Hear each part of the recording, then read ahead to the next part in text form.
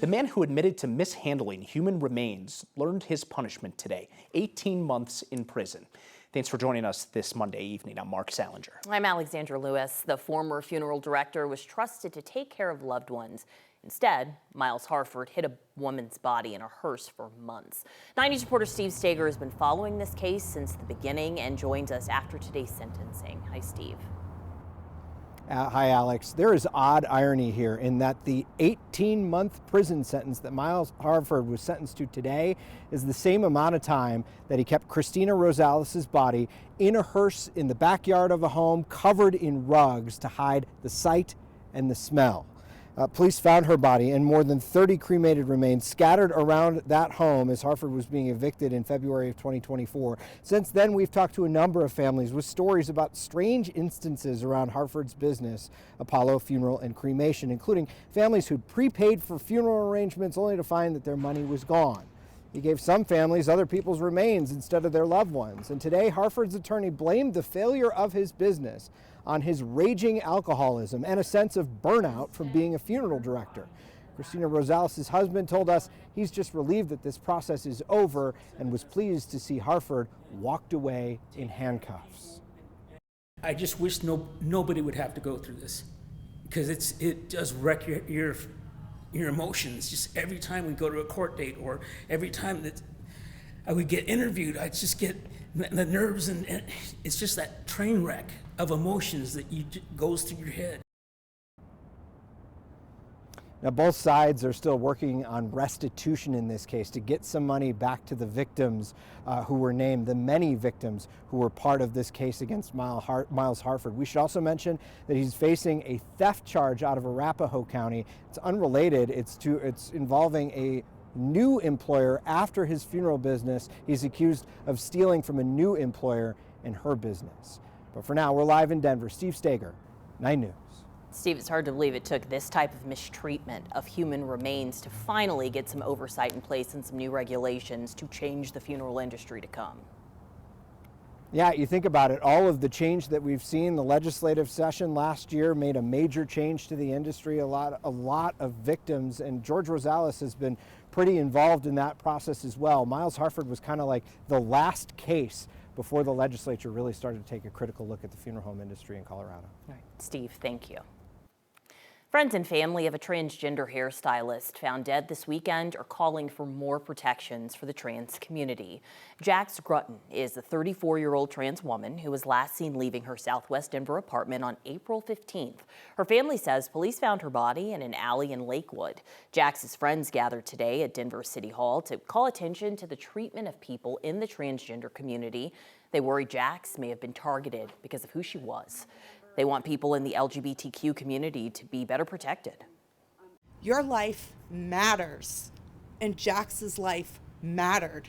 Thank you for helping me and helping so many others. Be braver. And that's what we all need to be, is we need to be braver because we fight things that others don't understand. Jax's friend said she was friendly, kind, and loud. There's another service being held tonight at 6:30 at the Highlands United Methodist Church. Taking a live look outside on this afternoon, a beautiful day with some signs out there from the smoke from the wildfires burning in Canada, making its way down into Colorado.